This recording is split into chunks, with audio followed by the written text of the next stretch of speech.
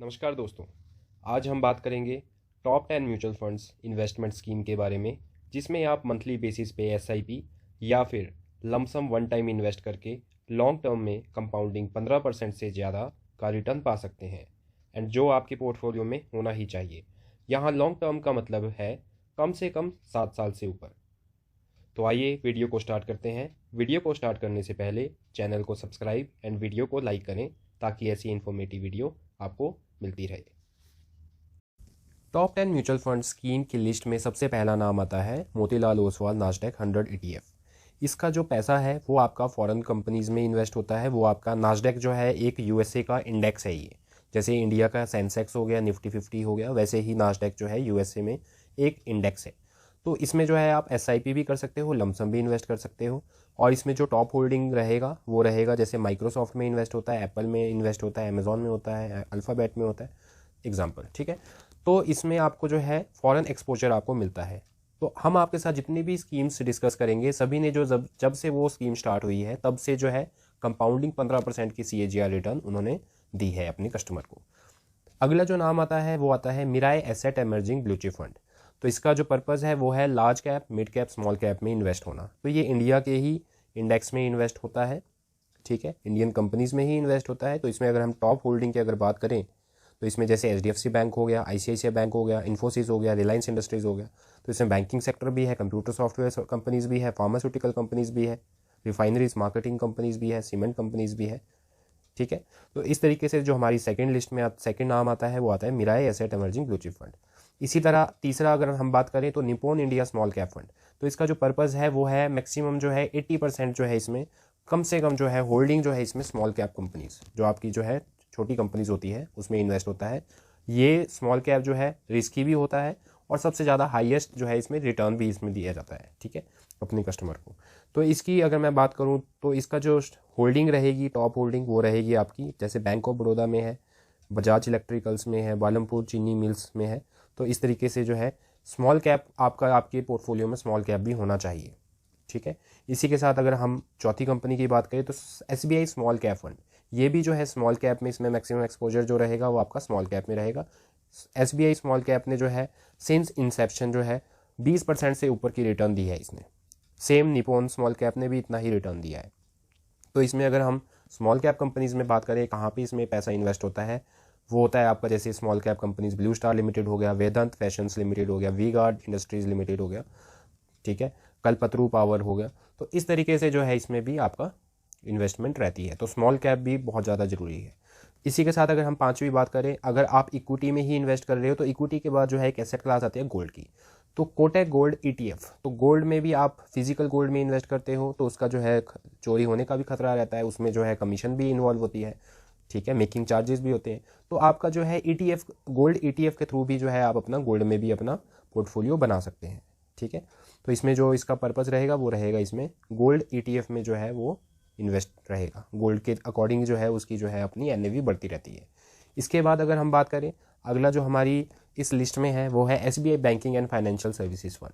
Banking और finance जो है जैसे जैसे कंट्री डेवलप होती जाती है, डेवलपमेंट के फेज़ में आती है, तो वहाँ के बैंकिंग और फाइनेंशियल सर्विसेज सबसे ज़्यादा अपने कस्टमर को जो है रिटर्न देते हैं। और वहाँ पे सबसे ज़्यादा जो तरक्की होती है वो भी अपना बैंकिंग और फाइनेंशियल सर्विसेज का ही होता है। जैसे कि आपको पता है जितनी भी डेवलपमेंट कंट्रीज़ हैं, सबसे ज़्यादा जो GDP में कंट्रीब्यूशन होता है वो सर्विस सेक्टर का सबसे ज़्यादा होता है। तो बैंकिंग और फाइनेंशियल सेक्टर जो है बहुत इंपॉर्टेंट है। ये आपका सेक्टर फंड आता है, लेकिन इसकी जो रिटर्न है, रिटर्न भी इसकी बहुत अच्छी है। तो इसमें जो इसका पर्पज़ रहेगा वो सारे फाइनेंशियल सेक्टर में इन्वेस्टमेंट करना, जैसे कि आपका HDFC बैंक हो गया, SBI बैंक हो गया, L&T हो गया, ठीक है, चोलामंडलम फाइनेंस हो गया। इसी तरीके जब आप सारे अपनी इक्विटी में इन्वेस्ट कर रहे हो, आप अपना बैंकिंग सेक्टर में इन्वेस्ट कर रहे हो, आप कर रहे हो गोल्ड में कर रहे हो, तो हम टैक्स सेविंग का कैसे बोल सकते हैं? टैक्स सेविंग भी बहुत ज़्यादा इंपॉर्टेंट होती है। तो म्यूचुअल फंड में भी आप जो है टैक्स सेवर फंड, जिसका 3 साल का लॉक इन पीरियड रहता है, तो उसमें आप इन्वेस्ट कर सकते हो। तो सबसे पहले हमारी टैक्स सेविंग फंड्स में आता है कोटक टैक्स सेवर फंड। तो इसमें आप अपनी SIP भी स्टार्ट कर सकते हो और अपना जो है आप लमसम भी स्टार्ट कर सकते हो। ठीक है, तो इसमें जो टॉप होल्डिंग में रहेगा वो जैसे ICICI बैंक हो गया, SBI हो गया, एक्सिस बैंक हो गया, रिलायंस इंडस्ट्रीज़ हो गया। ठीक है, वैसे ही हमारा एक अगला, अगर हम अब अगले म्यूचुअल फंड को लिस्ट में लें तो एक्सिस मिड कैप फंड। तो ये भी काफ़ी अच्छा जो है परफॉर्म कर रहा है। इसने भी 15% से ऊपर की रिटर्न दी है सिंस इंसेप्शन।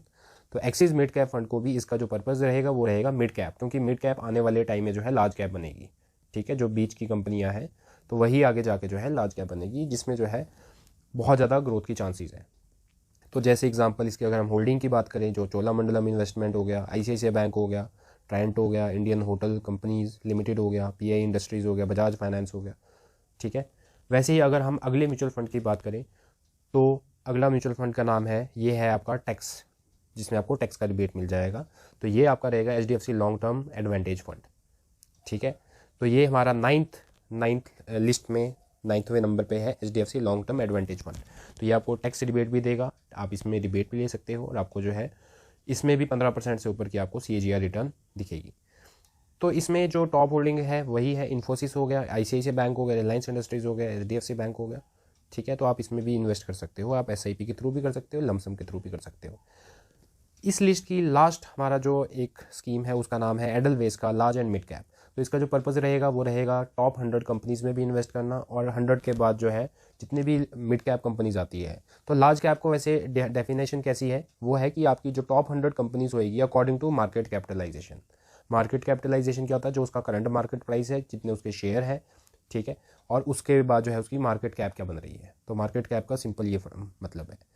तो इसमें भी आप जो है देखोगे edelweiss large and mid cap में जो है टॉप होल्डिंग में जो रहेगा वो आईसीआईसीआई बैंक रहेगा, एचडीएफसी बैंक रहेगा, बैंकिंग सेक्टर के ज़्यादा है इसमें, रिलायंस इंडस्ट्रीज़ रहेगा, इन्फोसिस रहेगा। इसमें आपकी मिड कैप की भी कंपनी जैसे सन फार्मा आ जाती है, क्यूमिंस आ जाता है, फेडरल बैंक आ जाता है, भारतीय एयरटेल आ जाता है। तो ये मिड कैप की कंपनीज है। तो इसका पर्पज़ है, लार्ज कैप आपको जो है एक स्टेबिलिटी प्रोवाइड करती है, ना ज़्यादा आपको रिटर्न देती है ना ज़्यादा कम देती है, ठीक है, एक तरह से स्टेबिलिटी प्रोवाइड करती है। मिड कैप जो है आपको थोड़ा सा रिटर्न ज़्यादा देती है। स्मॉल कैप जो है आपका ज़्यादा रिस्की रहता है लॉन्ग टर्म में, लेकिन रिटर्न भी आपको जो है सबसे ज़्यादा अच्छी देती है। तो आई होप आप जो है अपनी म्यूचुअल फंड स्कीम्स जो है आपको मैंने डिस्कस किया, आप इसमें से आप सेलेक्ट कर सकते हो, और लॉन्ग टर्म में इन्हीं स्कीम्स में अगर आप बने रहोगे तो आपको जो है 15% से ऊपर की आपको रिटर्न जो है एक्सपेक्टेड है, ठीक है। और इसमें जो है आपको एक्सपोजर जो है डिफरेंट चीज़ों का आपको एक्सपोजर भी दिया गया है इन्हीं स्कीम्स में। आपको फॉरेन का एक्सपोजर भी है, आपको लार्ज कैप का भी है, मिड कैप का भी है, स्मॉल कैप का भी है, आपको गोल्ड का एक्सपोजर भी है। तो इस तरीके से जो है आपको टैक्स का भी आपको जो है बेनिफिट भी दे रहे हैं इसमें, ठीक है। तो आप अगर 10,000 रुपया भी अगर आप प्लान करते हो कि मेरे को 10,000 रुपये की एसआईपी स्टार्ट करनी है पर मंथ, तो आप जो है 1,000 इन सभी स्कीम्स में आप 1,000 रुपया लगा सकते हो, ठीक है। तो इसमें जो है आपको लॉन्ग टर्म में काफ़ी एक अच्छा जो है आपको एक्सपोजर भी मिलता है आपको, और एक पोर्टफोलियो भी आपका अच्छा ग्रो करेगा, और लॉन्ग टर्म में 15% से ऊपर की आपको सीजीआर रिटर्न भी मिलेगी। तो I hope you like this video. अगर वीडियो अच्छी लगी हो, इन्फॉर्मेटिव लगी हो, तो लाइक करें, शेयर करें, सब्सक्राइब करें। Thank you.